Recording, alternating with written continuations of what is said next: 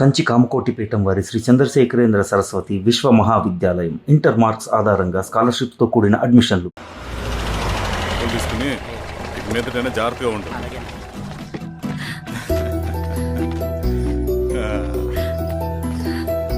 బాగున్నావమ్మా? బాగున్నానన్నయ్య, నువ్వెలా ఉన్నావు? బాగున్నాను. రా లోపలికి వెళ్దాం. రా కూర్చో. సో ప్రయాణం అంతా బాగానే జరిగింది కదా? నీ ఫేవరెట్ నెత్తిపూరి. రా వడ్డిస్తారా? ప్లేట్ తిప్పు. నాకొద్దన్నయ్య, నాకు మంచి కాఫీ తాగాలని ఉంది. అమ్మో, నీకు నచ్చినట్టు కాఫీ చేయాలంటే ఆ దేవుడి దిగి రావాలి తల్లి. ఏంటో అన్నయ్య, మంచి కాఫీ తాగకపోతే ఇక ఆ రోజంతా అదోలా ఉంటుంది నాకు. రేయ్ సామే, అర్థమైంది. శిరీష్ అమ్మకి మంచి కాఫీ కావాలి, అంతేగా నేను వెళ్ళి పట్టుకొచ్చేస్తా. ఎక్కడికి స్వామి? మన ఊళ్ళో మెగాస్టార్ హోటల్ ఉందమ్మా, అందులో కాఫీ చాలా బాగుంటది, నేను వెళ్ళి పట్టుకొచ్చేస్తా. స్వామి, అమ్మా కాఫీ అంటే అక్కడికి వెళ్లి వేడివేడిగా తాగాలి. నేను వస్తాను పద. అవునమ్మా, అక్కడ నేను కూడా తాగాను, చాలా బాగుంటుంది. వెళ్ళు. థ్యాంక్ యూ అన్నయ్య. ఆడుతూ పాడుతూ పని చేస్తాం.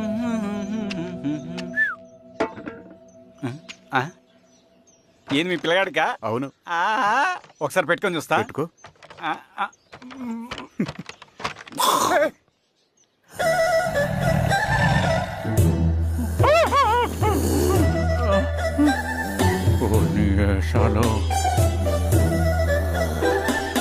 ఇన్ని బట్టలు ఉంటే చూడండి, బట్టలు లేకుండా అంటే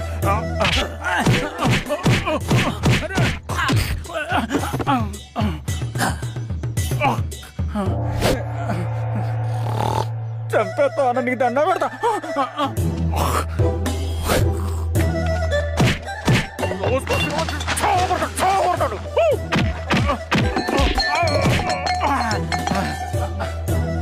నేనన్నా బొట్టుని ఏందన్నా నన్ను చంపుతా ఏంది?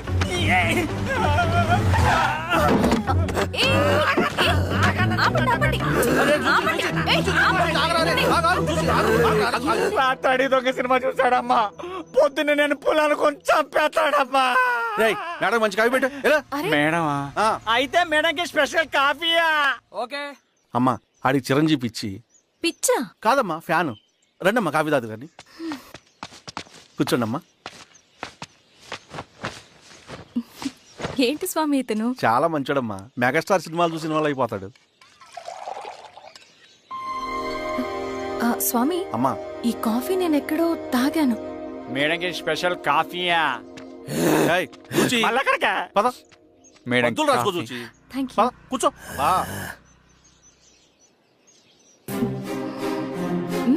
కాఫీ బాగుంది. ఎవరు చేశారు? మా రవణ పెట్టాడమ్మా. రవి? ఎవరు రమ్మను? రవణ మేడం పిలుస్తున్నారు.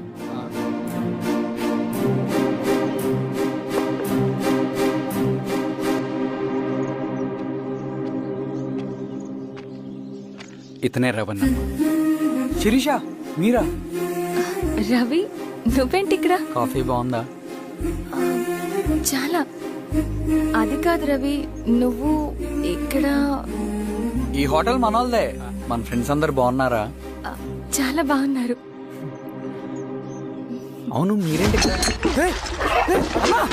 ఏమని అన్నా, అన్నా ఏమైందన్నా? అన్నా, లే అన్నా. స్వామి త్వరగా కారుతా. జాగ్రత్త.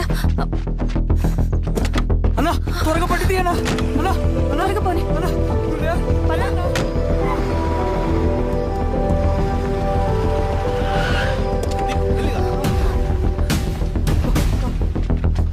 డాక్టర్ డాక్టర్, డాక్టర్, ఏమైంది? డాక్టర్ త్వరగా చూడండి డాక్టర్. లోపలికి తీసుకురండి.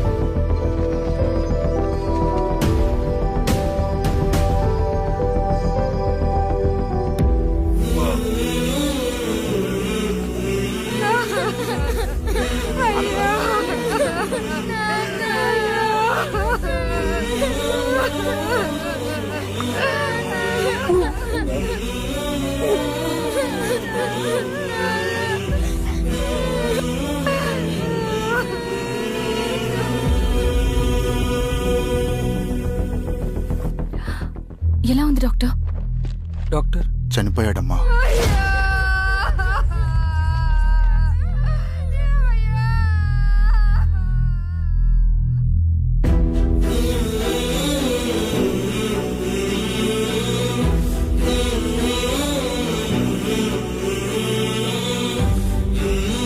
ఆ పేపర్స్ ఏంటి రవి? అతని భూమికి సంబంధించిన పేపర్స్. 1 సంవత్సరం నుంచి ఈ పేపర్స్ పట్టుకుని ప్రతిరోజు ఎంఆర్ ఆఫీస్ చుట్టూ తిరిగేవాడు. భూమిని తాకట్టు పెట్టి అప్పు తీసుకున్న పాపానికి టైంకి వడ్డీ కట్టలేదని అప్పిచ్చిన ఆ దొర ఎంఆర్ఓ ఆఫీసులో లంచం ఇచ్చి భూమిని తన పేరు మీద రాయించుకున్నాడు. ఈ ఎంఆర్ఓ ఆఫీసులో ఎవరు నిజాయితీగా పనిచేయట్లేదండి. చెట్టు కట్టి నరకాలు ఒక్కొక్కడిని. నరికేయడమేంటి రవి? నువ్వు కాగితం మీద ఒక బొమ్మ గీస్తావు, ఒక చోట సరిగ్గా రాదు, ఏం చేస్తావు? ఎరేజర్తో సరిచేస్తావా, లేకుంటే ఆ పేపర్ని చింపేస్తావా? మరి మనుషుల విషయంలో ఎందుకు రాదు ఆ ఆలోచన? తప్పు చేసిన ప్రతి ఒక్కరిని నరుక్కుంటూ పోతే చివరికి మిగిలేది మనుషులు కాదు, శవాలు.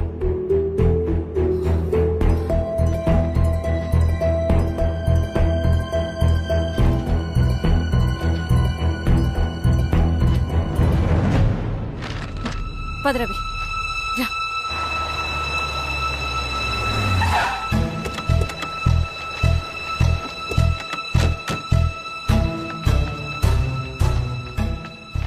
పానుకోటి నర్సయ్య ల్యాండ్ ఎవరు చూస్తున్నారు? మీరెవరు? ఇదిగోండి అప్లికేషన్.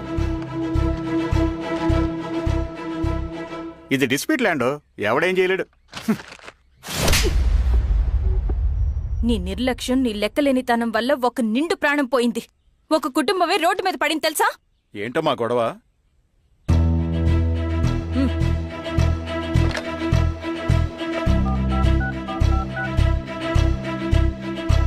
Hello sir.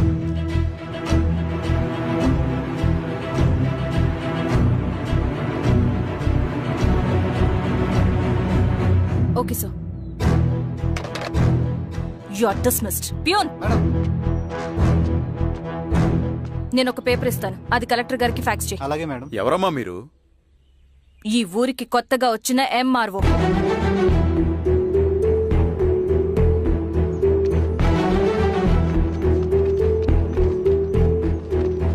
నమస్తే. మీ పరిస్థితులు నాకు తెలుసు. పని చేస్తేనే మీకు పూట గడుస్తుంది. పనులు మానుకుని మీరు ఈ ఆఫీస్ చుట్టూ తిరగాల్సిన అవసరం లేదు. మరి ఎట్టాగమ్మా? నేనే మీ ఊరొస్తాను. ఆ రోజు అరగంట వీలు చూసుకుంటే చాలు, మీ పని పూర్తయిపోతుంది. హాయ్. దండాలమ్మా.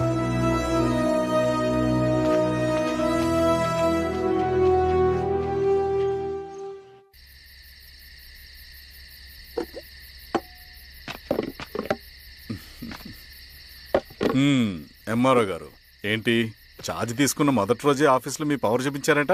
అన్నయ్య, నువ్వు సస్పెండ్ చేసిన వ్యక్తి నా దగ్గరికి వచ్చాడమ్మా. పాపం కన్నీళ్లు పెట్టుకున్నాడు.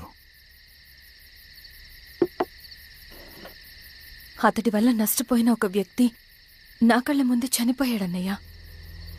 కన్నీళ్లు ఎన్నిసార్లు తుడుచుకున్నా పోతాయి, కానీ వీళ్ల నిర్లక్ష్యంతో పేదవాళ్ల ప్రాణాలే పోతున్నాయి. అన్నయ్య, మా నూరి సమస్య పేదరికం కాదు, నక్సలిజం. నాలాంటి ప్రభుత్వ ఉద్యోగులు వాళ్ల డ్యూటీలు సక్రమంగా చేయకపోవడం వల్ల విసిగిపోయిన జనం అడవిలో వాళ్ల హెల్ప్ తీసుకుంటున్నారు. ఒక వ్యవస్థ ఇక్కడ సరిగ్గా పనిచేయనందుకే మరో వ్యవస్థ అక్కడ పుట్టింది. అందుకే నా పన్నం చేయనివ్వండి. స్నానం చేసి రండి, భోజనం చేద్దాం.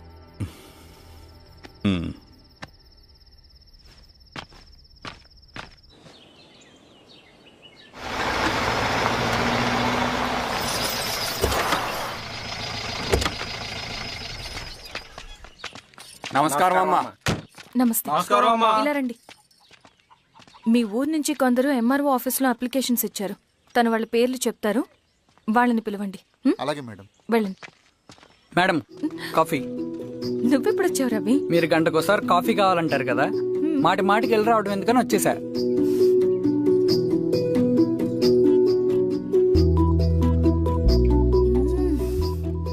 రవి, ఈ కాఫీ కోసమైనా నేను పెళ్లి చేసుకోవచ్చు. అదేంటి అలా అనేసారు? That's a compliment. భలేవారండి Babu. దండాలమ్మా.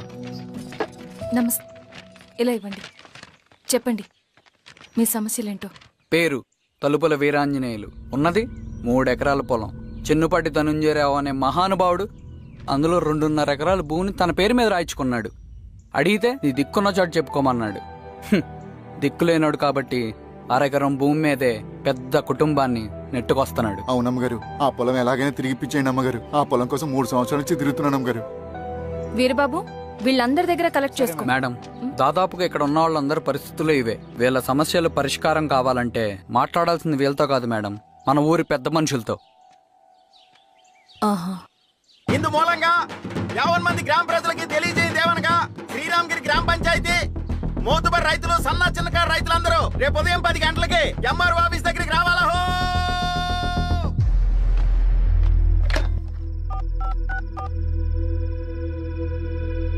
Hello, ఎవరు? నమస్తే బాబాయ్, నేను ఈశ్వర్ రెడ్డి. ఎలా ఉన్నావు? బాగున్నా. చెప్పు బాబాయ్. శిరీష్ ఎంఆర్ ఆఫీస్లో భూ సమస్యల గురించి రేపు మీటింగ్ ఏర్పాటు చేసింది. ఈ విషయం మన వాళ్ళంతా ఎలా తీసుకుంటారో అర్థం కావట్లేదు. అందుకనే మీకు ఫోన్ చేశాను. శిరీష్ చెప్పింది చేయండి, అదే మనకి కలిసి వస్తుంది. సరే బాబాయ్, ఉంటాను.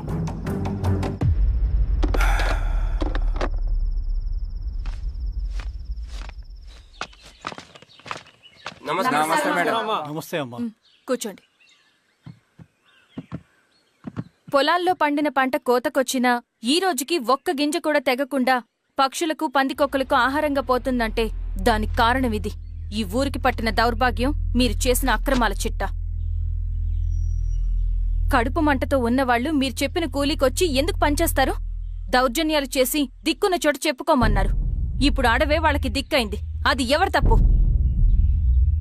మొత్తం 100 ఎకరాల పైచిలుకు భూమి వాళ్ల దగ్గర దౌర్జన్యంగా లాక్కుని ఇన్ని సంవత్సరాలుగా మీరు అనుభవిస్తూ ఉన్నది. మీ అంతట మీరుగా తిరిగిచ్చేస్తారా, లేదా చట్టం ఎలా పనిచేస్తుందో మీకు చేసి చూపించమంటారా? అలా చేయండి మేడం. నువ్వు ఆగవే నరసింహులు. ఏం చేయాలో మా ఎంఆర్ఓ గారికి బాగా తెలుసు. అట్టా కానివ్వండి అమ్మా. ఇస్తే మీ పొలాలు ఇవ్వండి, మా వివం. మీ పేరేంటి? సామిరెడ్డి. రూల్స్ ప్రకారం వెళ్తే మీ మొత్తం పొలం పోతుంది. కూర్చోండి. సామిరెడ్డి కూర్చో.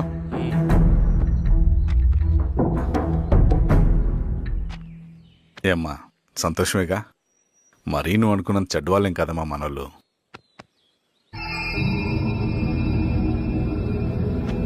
పదనాన్న. నమస్తే.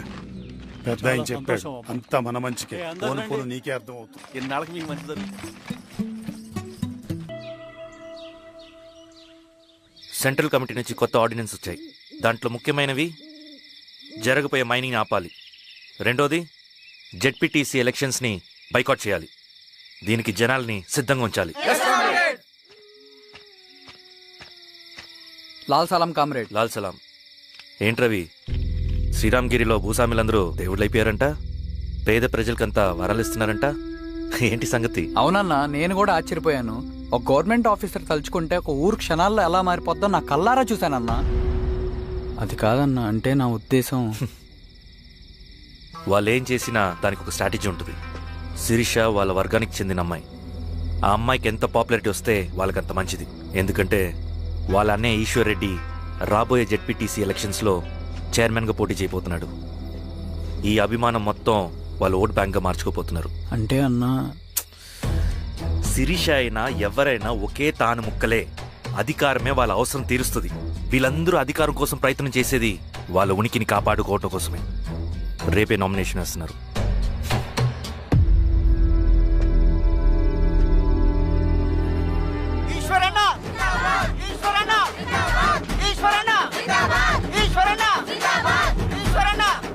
గారు, మీ సపోర్ట్ మాకు కావాలి. స్వామి, అయ్యా, మీ అన్నయ్య గారు ఎలక్షన్లు పడుతున్నారమ్మా. అవును. అయితే మా ఓట్లని మీ అన్నయ్య గారికేనమ్మా. వాళ్ళు ఏం చేసినా దానికి ఒక స్ట్రాటజీ ఉంటుంది. అమ్మాయి గారు, సంజీవ్ రెడ్డి గారు వస్తున్నారంట. మధ్యాహ్నం భోజనానికి అన్నయ్య గారు ఇంటికి వచ్చి ఉన్నారమ్మా. అవునా? సరే సరే అమ్మా. రవి, నువ్వు కూడా నాతో వచ్చి. అది రవి, ఇక్కడ నాకు ఫ్రెండ్స్ అంటూ ఎవరు లేరు. నాకు తెలిసిన వాడివి నువ్వు ఒక్కడివే. I'm feeling alone. అందుకే, అర్థమైందా? సరే.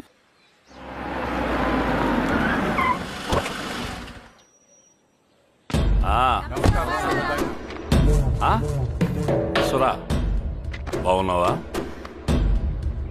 నమస్తే జనారెడ్డి. నమస్తే. బాగున్నారమ్మా సుబ్బారెడ్డి పదండి.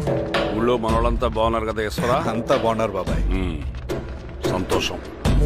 ఈసారి మళ్ళీ మనం ఏకగ్రీవం అవ్వాలి రెడ్డి. మనకు పోటీ లేదు, మనదే విజయం. సంతోషం. కూర్చోండి.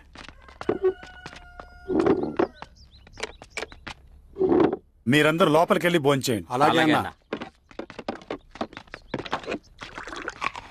ఆ రైతు కూలి సమస్యలు ఎంతవరకు వచ్చినాయి? మాట్లాడుతున్నాం బాబాయ్, దాని గురించి మీరేం వరి అవ్వట్లేదు. బాబాయ్ ఆ, నమస్కారం. రండి రండి. ఎంఆర్ఓ శిరీషారెడ్డి గారు. శిరీష రెడ్డా? ఆ, శిరీష అనే పిలవచ్చుగా. అమ్మమ్మ, పులికి పంచాలాగా సింహానికి జూలాగా అది మన ఐడెంటిటీ, అది అట్టాగే ఉండాలి. సరే బాబాయ్, నేను ఫ్రెష్ అయ్యి వస్తాను, మీరు కానివ్వండి. ఆ, అయినా ఈ కాలం చదువుకున్న ఆడపిల్లలతో మాట్లాడటం చాలా కష్టం. చుట్టుపక్కల శిరీష్ కొన్న ఇమేజ్ మనకి చాలా మంచి అయింది ఈశ్వర. నేను అడగకముందే పార్టీ హైకమాండ్ సర్వే చేయించి నీకే ఫేవర్ ఉండడం వల్ల టికెట్ ఇచ్చింది.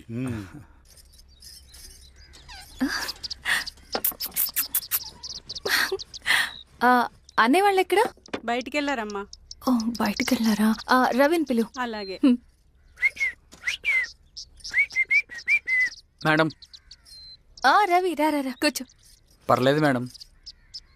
మేడం ఏంటి, శిరీషానే పిలవచ్చుగా. అది కాదండి, ఎవరైనా కూర్చో. చూస్తే. కూర్చోవయ్యా. ఇది ఆఫీస్ కాదు రవి, మా ఇల్లు. వడ్డించు. సరే అమ్మా. రవి, ఆ. అడవిలో నక్సల్స్ ఎక్కడుంటారో తెలుసా నీకు? ఏంటి శిరీష? అడవిలో నక్సల్స్ ఎక్కడుంటారో తెలుసా నీకు? ఎందుకు శిరీష గారు? తెలుసా తెలీదా? నాకెలా తెలుస్తుందండి? చూచాయిగా ఆయన తెలీదా? సరే, ఎక్కడుంటారో నాకు ఐడియా ఉంది. సాయంత్రం ఇద్దరం కలిసి వెళ్దాం. అది కాదండి. నువ్వు వస్తున్నావు అంతే, తిను. ఇది ఎక్కడ కూడా రా బాబు, సడన్ గా నక్సల్స్ అంటుంది, అడువంటుంది. కొంప తీసి నా మీద ఏమైనా అనుమానం వచ్చిందా ఏంటి? రవి, ఇక్కడే ఆపొకసారి. ఎందుకు ఇప్పుడు ఈ టైంలో అడ్వెంచర్లు? ఇప్పుడు జరగరాంది ఏమైనా జరిగితే రేపు మీ అన్నయ్యకి తెలిస్తే బాగోదు. రవి, చుట్టూ చూడు, పైన వెన్నెల, పక్కనే అడవి. అబ్బో, ఎంత బ్యూటిఫుల్ గా ఉందో. అవునా? అవునా ఏంటి? అసలు ఎప్పుడు చూసినా ఎందుకల్లా డల్ గా ఉంటున్నావు? కాలేజీలో ఇలా ఉండేవాడివి కాదు కదా, ఏమైంది? అది ఒక్క నిమిషం. హలో మేడం, పేషెంట్ కి అర్జెంట్ గా ఏ పాజిటివ్ బ్లడ్ కావాలి మేడం. రవి, అర్జెంట్ గా హాస్పిటల్కి పోని. ఏమైంది? పోనీ. రండి మేడం, ప్లీజ్ రండి. పోలీసులకి నక్సల్స్ కి కాల్పులు జరిగాయి. ఆ కాల్పుల్లో గూడెం కుర్రాడు ప్రాణాపాయ స్థితిలో ఉన్నాడు. తన బ్లడ్ మీ బ్లడ్ సేమ్. ఆ బ్లడ్ గ్రూప్ మా హాస్పిటల్లో లేదు, అందుకే మీకు కాల్ చేశాను. ఓ అవునా? అవును మేడం. పదండి డాక్టర్. Thank you madam.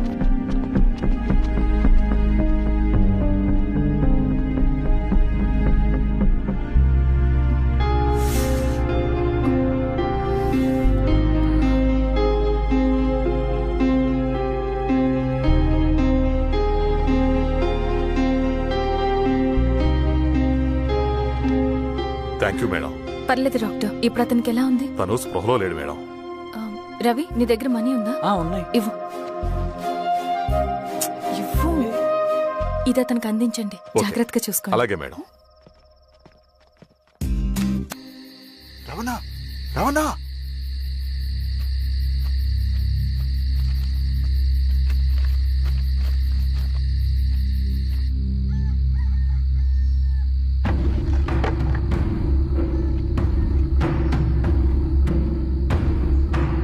బాబాయ్, బాబాయ్. ఏంటి ఈ టైంలో వచ్చావు?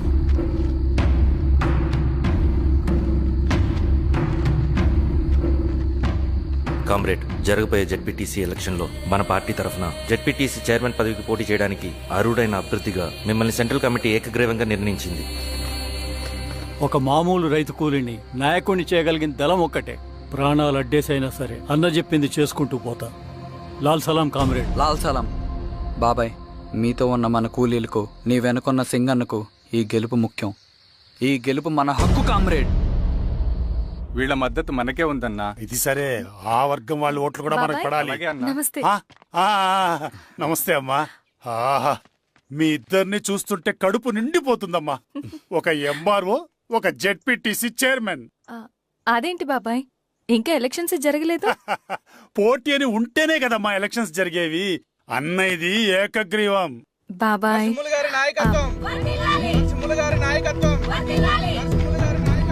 ఓ అయితే పోటీ ఉందన్నమాట. స్వామి, కార్తీ, ఆఫీస్కి వెళ్దాం. అలాగే రండి.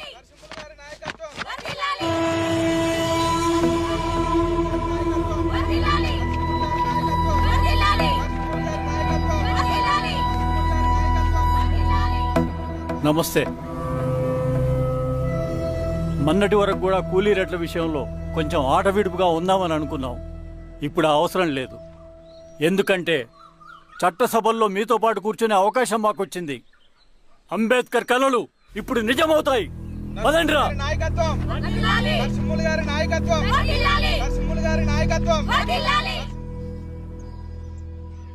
ఆ నరసింహ ఎలక్షన్ పోటీ చేయటం ఏంటి? నా కర్మ వీరస్వామి, నా పోస్టింగ్ ఉన్నప్పుడు ఇవన్నీ జరగాల. ప్రచారానికి మారువేషంలో అన్నలు కూడా వస్తారేమో సార్. రాని ఎవడన్నా వచ్చి విప్లవం ఉద్యమం అని మాట్లాడాడు అనుకో, నా కొడుకున్నప్పుడు గానీ. జీవితమే ఒక ఆట, సాహసమే పుబాట, ఎదురే నాకు లేదు నన్నెవడు ఆపలేడు, ఎదురే నాకు లేదు నన్నెవడు ఆపలేడు, జీవితమే ఒక ఆట, సాహసమే పుబాట. ముసుగు మీద చేయేస్తే మడత పెట్టి కొడతా. నువ్వా? ఎవడరేడు?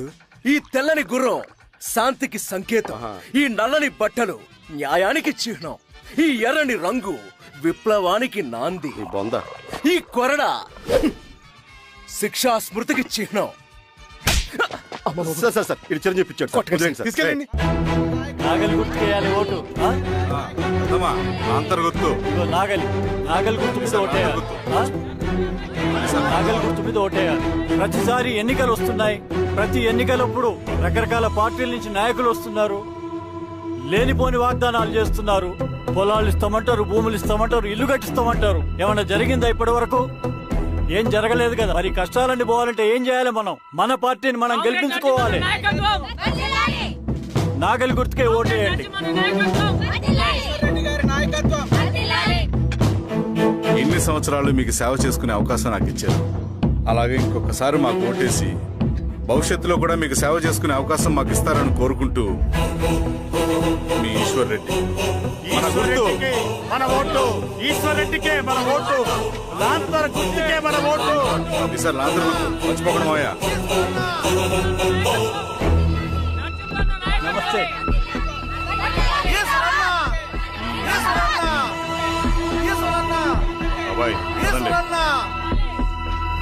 అమ్మా, గుర్తుంది కదా లాంతర్ గుర్తు. అలాగే. కూలీ రేట్లు పెంచమంటే పెంచడం, ఎలక్షన్ లో డబ్బులు మాత్రం మంచుతారు. ఏ మనుషులో.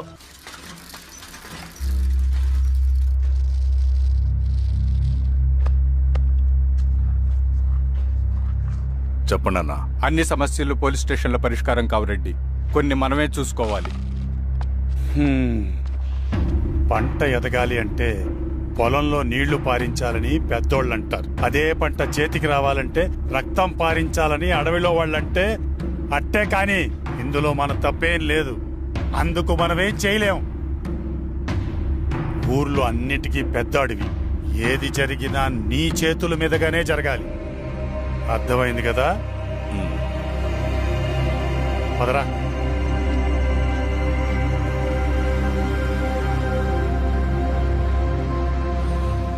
బియ్యంలో రాళ్ళున్నాయి, ఏరేయాలి.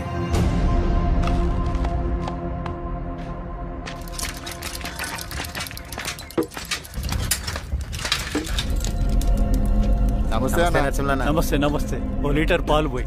సుపన్ అంత బాగున్నారా?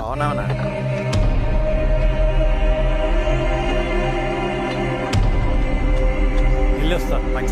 వస్తా.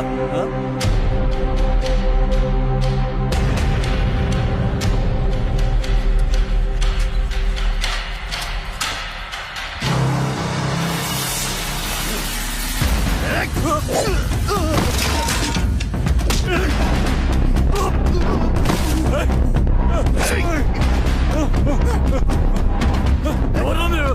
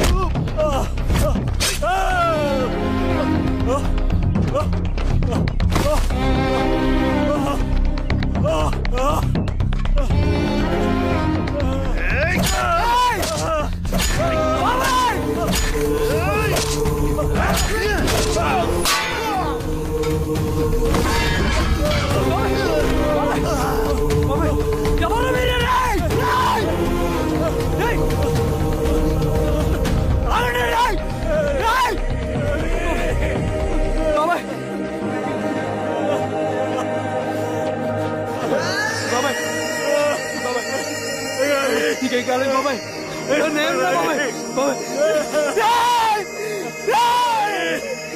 బాబాయ్ చూడు బాబాయ్, చూడు బాబాయ్. బాబాయ్ బాబాయ్ నీకేం కాదు బాబాయ్, కళ్ళు తెరు బాబాయ్. బాబాయ్ బాబాయ్ బాబాయ్ బాబాయ్ బాబాయ్ ఇదొంచు. ఏం దెబ్బ కొట్టావు బారెడ్డి? ఒక దెబ్బకు 2 పిట్టలు. ఎలక్షన్స్ ఏకగ్రీవం. ఇంకొకటి, రేపటి నుంచి ఆ కూలీ నా కొడుకులు మనం ఎంత ఇస్తే అంతగా వచ్చి పనిచేస్తారట. సర్లేండి బాబాయ్, వదిలేయండి. ముందు ఆ ఖర్చుల సంగతి చూడండి. నమస్తే సార్. నమస్తే గిరిధర్ గారు. మీరు ఇలా చేస్తారని కల్లో కూడా ఊహించుకోలేదు ఈశ్వర్రెడ్డి గారు. 2 పసిబిడ్డలు ఉన్నారు ఆ ఇంట్లో. వాళ్ళ గురించి ఏమైనా ఆలోచించారా? రేపు వాళ్ళు మళ్ళీ అడవిలోకి వెళ్ళి గన్నులు బాంబులు తీసుకొచ్చి మీ ఊరి మీదనే పడతారు. అప్పుడు వాళ్ళకు మీరు, మీకు వాళ్ళు. ఇది ఆగదు. అసలు ఏం మాట్లాడుతున్నావు గిరిధర్? మీకు అగేన్స్ట్ గా ఇప్పటివరకు ఏ ఎవిడెన్స్ లేదు. మీకు చెప్పేద్దామని వచ్చాను. బయలుదేరండి.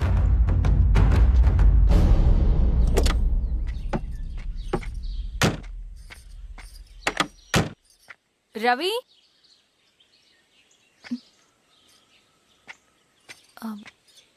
రవి ఈరోజు ఆఫీస్కి రాలేదేంటి? నరసింహుల బాబాయ్ చనిపోయాడు. జరిగింది విన్నాను. ఎలా? అన్యాయం అండి. ఎలక్షన్లో నిలబడితే చంపేస్తారా? ఎవరు? ఎవరా? ఆపోజిట్ పార్టీ వాళ్ళు. అందరికీ చెప్తుంటారుగా, మీ అన్నకి చెప్పలేదా? ఇలా చంపుకుంటూ పోతే ఏదో ఒక రోజు మన వాళ్ళని చంపుకోవాల్సి వస్తుందని. రవి, వెళ్ళి మీ అన్నకి చెప్పుకోండి.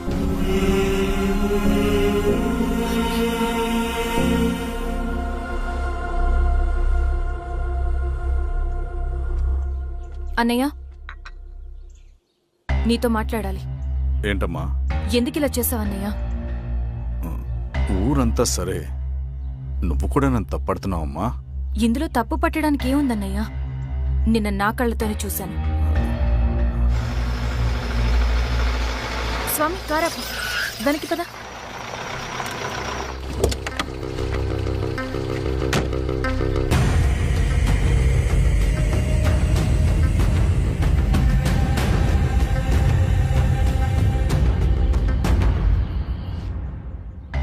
జీవితంలో కొన్ని సందర్భాలుంటాయి, మనం నిజం చెప్పిన అబద్ధం అయిపోయే సందర్భాలు. ఆ వచ్చిన వాళ్ళు ఎవరు ఏంటి అన్నది నీకిప్పుడు చెప్పిన అర్థం కాదు. నిజం నిలకడగా నీకే తెలుస్తుంది. నువ్వే ఇదంతా చేసినట్టు తేలితే మాత్రం నిన్ను జీవితంలో క్షమించలేనన్నయ్య.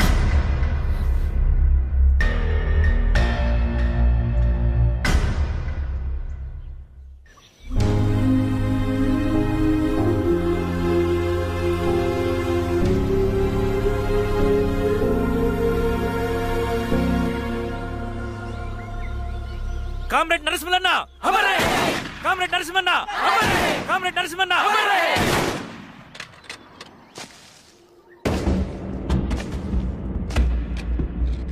ఇలా జరుగుతుందని ఊహించలేదు. ఇవాళ నుండి వాళ్ళ కుటుంబ బాధ్యతలన్నీ మన విప్లవ సంఘమే చూసుకుంటుంది. రవి అన్నా, ఇది వెళ్ళి వాళ్ళ కుటుంబానికి అందివు. సరే అన్నా. ఈ రోజు నుంచి ప్రతి నెల మన తరఫున సహాయం అందుతుందని చెప్పు. అలాగే. నేను చెప్పానని చెప్పు. అన్నా, ఊరంతా భయం గుప్పెట్లో ఉందన్నా. మరి మన నరసింహులన్న ప్రాణత్యాగానికి అర్థమేంటి కామ్రేడ్? షబీర్ భాయ్. ఏందిరా భాయ్? మా కోనేటి వీధిలో కేబుల్ కనెక్షన్ రావట్లేదు భాయ్. పొద్దునేందిరా భాయ్? లేదన్నా, మేము కొంచెం క్రికెట్ బెట్టింగ్ పెట్టుకున్నాం. కొంచెం వీలైతే చూడన్నా. నేను రాను పోరా భాయ్. అన్నా ఏందిరా?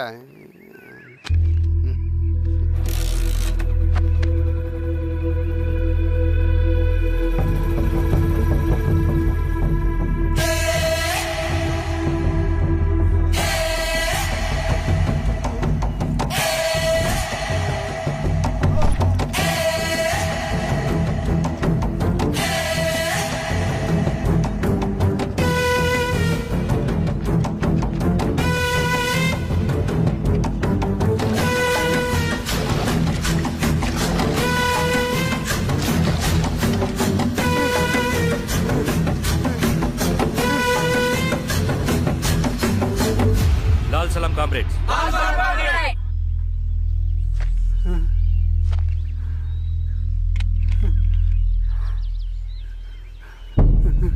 ₹1,00,000 సంపాదించడానికి ఎన్ని రోజులు పడుతుంది?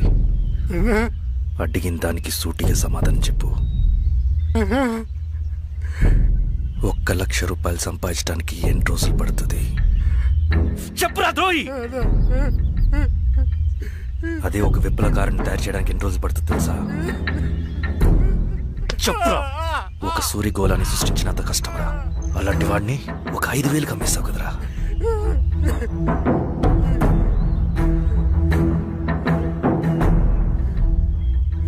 వీడు చేసిన తప్పుకి ఏంటి దండన?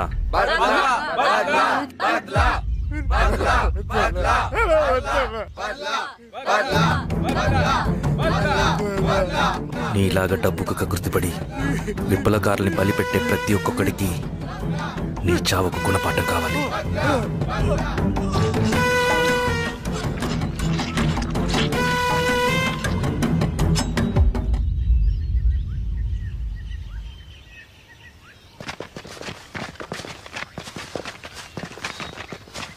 త్యాగి స్థానంలో మరొక వ్యక్తిని రిక్రూట్ చేయమని సెంట్రల్ కమిటీ నుంచి మెసేజ్ వచ్చింది. ఆ వ్యక్తే మన కళ్ళు చెవులు. తగిన వ్యక్తిని రిక్రూట్ చేయాలి. అలాగే కామ్రేడ్. లాల్ సలాం.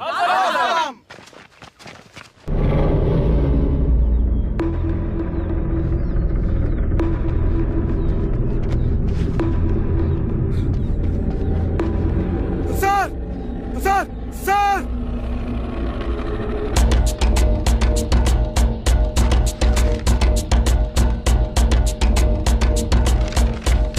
హెచ్చరిక. డబ్బులకు అమ్ముడిపోయే ఊరుకుకలతో విప్లవోద్యమాన్ని ఆపలేరు. ఆపాలని ప్రయత్నించే ప్రతి ఒక్కరికి ప్రజాకోట్లో ఇదే గతి పడుతుంది.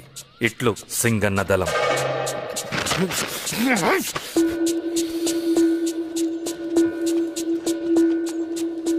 అయ్యా, మీకోసం చెన్నారెడ్డి గారు శేషారెడ్డి గారు వచ్చారండి. కూర్చోమని చెప్పు. సరే అండి.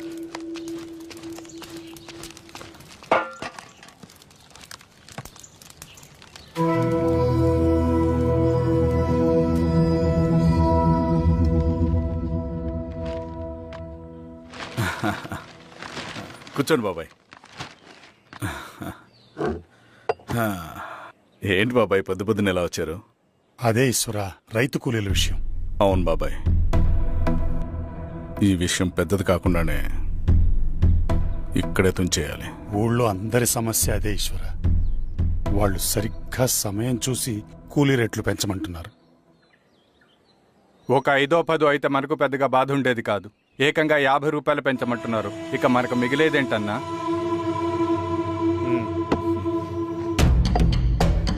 చెరువులోకి నీళ్ళు వచ్చేసరికి జలగలకి బలం పెరుగుతుందంట.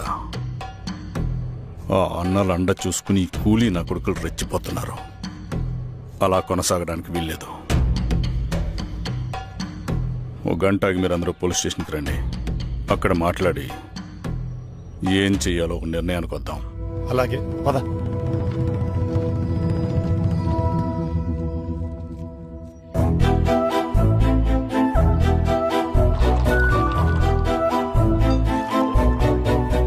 బాబు సార్, స్టేషన్కి ఓ 10 టీలు త్వరగా పంపించు. Okay sir. Okay sir.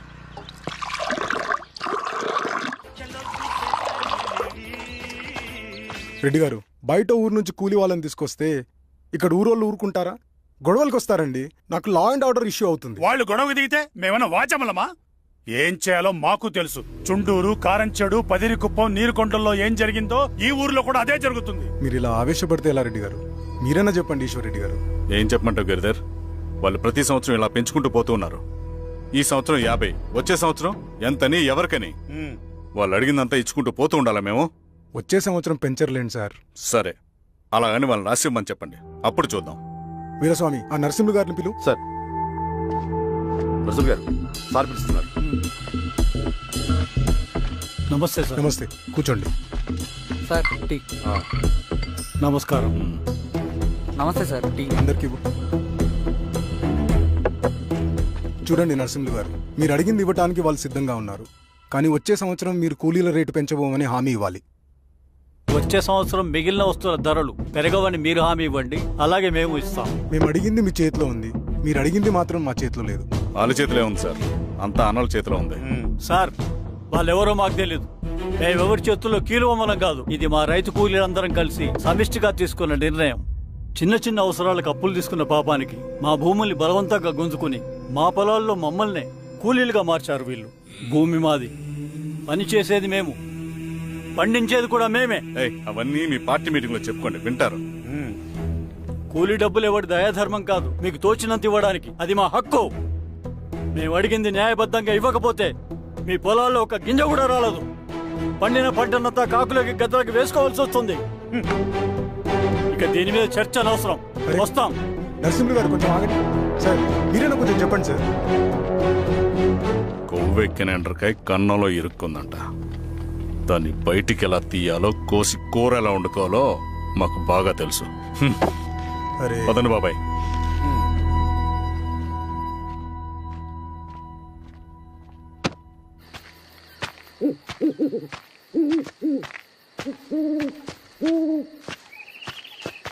Lal సలాం కామ్రేడ్. లాల్ సలాం. ఇంత పొద్దున లేచారంటన్నా? విప్లవకారుల జీవితాలు ఇంతే కదా రవి. 15 ఏళ్ళుగా ఇదే జీవితమే కదా బతుకుతున్నాను. ఎటువైపు నుంచి ఎవడొచ్చి అటాక్ చేస్తాడో తెలీదు. పరిగెడుతూనే ఉండాలి. ఈ అడవిలో కడుపు నిండా తిండి, కంటి నిండా నిద్ర కూడా ఉండదు. ఒక్కొక్కసారి తాగడానికి చుక్క నీరు కూడా దొరకదు. 2 పుస్తకాలు, ఒక కిట్ బ్యాగ్, అందులో 2 జతలు, ఒకటి ఒంటి మీద, ఇంకోటి దండం మీద. ఇవే మనకున్న ఆస్తి. ఒక్కొక్కసారి ఇవి కూడా ఉండవు. బార్డర్లో సైనికుడు లాంటి వాడే అడవిలో విప్లవకారుడు కూడా. ఇదంతా జనం కోసం, వాళ్ళ బతుకుల్లో వెలుగు కోసం. సరే, ఏం సమాచారం? కూలీ రేట్లు పెంచే విషయంలో భూస్వాములు చాలా పట్టుదలగా ఉన్నారన్నా. కానీ మన నరసింహులు నన్ను ఒప్పుకోలేదు. మీటింగ్ అయ్యాక వెళ్తూ కోపంగా ఏదో మాట్లాడారన్నా. నాకెందుకు అనుమానంగా ఉంది. కీడి తలపెడితే ఎక్కువ నష్టం వాళ్ళకే రవి. కానీ మధ్యలో రైతు కూలీల పరిస్థితి ఏమైపోతుందని ఆందోళనగా ఉందన్నా. చదరంగంలో నిలబడ్డాక చావుకి వెరవకూడదు రవి. ఇన్నాళ్ళు వాళ్ళు ఇచ్చిన పావలాకి 10 పైసలకి కూలి చేశారు. వాళ్ళ జీవితాలు బాగుపడాలంటే మనం ఎత్తిన పిడికిని దించకూడదు. సరే అన్నా. స్వామి, ఎలా ఉన్నారు ఊళ్ళో అందరూ? అందరూ బాగున్నారమ్మా. కోతలు కొయ్యలేదేంటి? ఊళ్ళో కూలి రేట్ల కోసం గొడవ నడుస్తూనే ఉందమ్మా. అడిగినంత ఇవ్వాల్సిందేనని కూలీలు, నచ్చినంత ఇస్తామని రైతులు. ఎవరు రేటు తేగట్లేదమ్మా. ఈ ఇష్యూలో అన్నలు ఇన్వాల్వ్ అయ్యారా? వాళ్ళు వెనక లేకుంటే ఈ కూలి చేసుకునే వాళ్ళకి ఎక్కడి నుంచి వచ్చినాయి అమ్మా ఎన్ని గుండ్లు? ఇచ్చింది పుచ్చుకుంటమే తప్ప ఏనాడన్నా ఇంత కావాలని అడిగారా వీళ్ళు? పోనీలే, ఇన్నాళ్ళకైనా వాళ్ళకేం కావాలో నోరు తెరిచి అడగగలుగుతున్నారు. సంతోషమేగా.